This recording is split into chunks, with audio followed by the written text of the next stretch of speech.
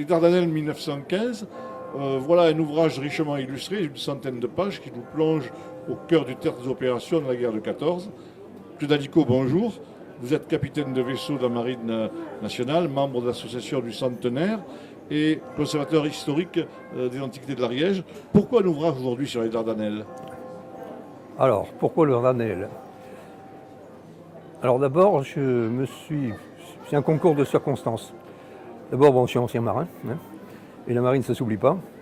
Et j'ai trouvé que la guerre de 14, on parlait beaucoup de l'armée de terre. Hein, l'armée de l'air, on n'en parlait pas parce qu'effectivement, ça n'existait pas. Mais la marine, on en parle peu, alors qu'en définitive, elle a été une partie importante du conflit, puisqu'elle a permis d'amener les troupes coloniales, a permis du ravitaillement, etc. Et puis, il y a eu une guerre aussi maritime. La deuxième chose, c'est une peinture murale qui est à Oust, où je me suis aperçu qu'il y avait un Christ et au pied du Christ des croix, hein, dans un cimetière, où il y avait des régiments, notamment des régiments d'infanterie coloniale. Ce qui m'a intrigué un petit peu, qu'est-ce qu'ils faisaient un petit peu des régiments d'infanterie coloniale qui étaient représentés en Ariège. Donc j'ai recherché, je me suis aperçu qu'il y avait des régiments d'infanterie coloniale qui étaient allés aux Dardanelles, et il y avait donc des Ariégeois aux Dardanelles. Comme je suis au sein de l'association du Centenaire avec mes collègues, mes amis, hein, j'ai essayé de voir un petit peu ce qui pourrait être trouvé de ce côté-là, et on a trouvé un certain nombre de personnes qui sont décédées aux Dardanelles, hein, des Ariégeois. Voilà. Pourquoi ce titre, Les soldats oubliés? Pourquoi les soldats oubliés? Parce qu'effectivement, les Dardanelles, c'est vraiment le conflit qui n'intéressait personne du côté occidental. Hein. Même Winston Churchill disait, en parlant après de Salonique, les jardiniers de Salonique. Bon, mais si vous voulez, ce qui est difficile à comprendre, c'est que on parlait beaucoup du front de l'Ouest, mais on ne parlait pas du tout des raisons pourquoi nous sommes allés combattre dans ce côté est de l'Europe, et notamment en Turquie, hein, enfin dans l'Empire ottoman, hein, qui était une raison parce qu'on voulait couper la route quand même aux Allemands.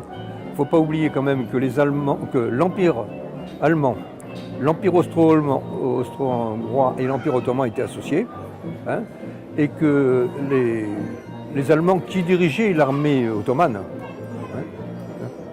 voulaient aussi accéder au pétrole des pays qu'on appelle maintenant l'Irak et l'Iran, hein, et que ça a été une des raisons pour lesquelles le conflit des Dardanelles a été déclenché. Quels ont été l'engrenage des opérations qui se sont passées là-bas? Alors l'engrenage, d'abord on a voulu faire une opération maritime, à savoir on pensait qu'en envoyant les flottes de la marine britannique et française, on arriverait à passer les détroits et empêcher donc le passage des troupes allemandes vers l'Est, et puis on bloquerait ainsi l'Empire ottoman. Mais ça ne s'est pas passé du tout comme on voulait de ce côté-là. Alors pourquoi? Parce qu'effectivement les détroits des Dardanelles, c'est un détroit qui était bien défendu par les forts ottomans, qui étaient aussi, les eaux étaient infestées de mines, hein, et dans ce détroit, il y a beaucoup de courants. Si bien que les mines, vous savez qu'un champ de mines d'habitude, ça se gère avec des implantations bien strictes. Manque de chance, les mines se sont détachées du fond de la mer, et elles ont dérivé. Conclusion, on ne pouvait plus du tout voir où est-ce qu'on pouvait passer. Et il y a eu quand même pas mal d'unités qui ont été détruites à cause des mines dérivantes. Quel est le bilan des pertes des soldats français Alors, on compte à peu près. Alors, si vous voulez, aux Dardanelles, il y avait des Britanniques et des Français. Alors, les Britanniques, c'est à peu près 205 000 pertes entre les Britanniques et puis les Anzacs. Alors, les Anzacs, c'est les troupes de l'Australie et puis de Nouvelle-Zélande. hein. Il y a eu 250 000 estimés, hein, 250 000 Ottomans et 45 000 Français. Alors, Beaucoup d'Ariégeois? on ne sait pas trop. Hein, on ne sait pas trop. On pense qu'il y en a eu 4 à 5 000 peut-être. Hein, mais on ne sait pas trop là, parce qu'effectivement, les gens qui décédaient sur place, bah, ils n'étaient pas enterrés. Hein. Hein, c'est qu'à partir de 1916, on a commencé à faire des cimetières, notamment les cimetières à Salonique. Hein. Mais c'est une deuxième opération qui a été menée. Hein. Et il y a un lien avec le nom du cimetière toulousain de Salonique? Pas du tout.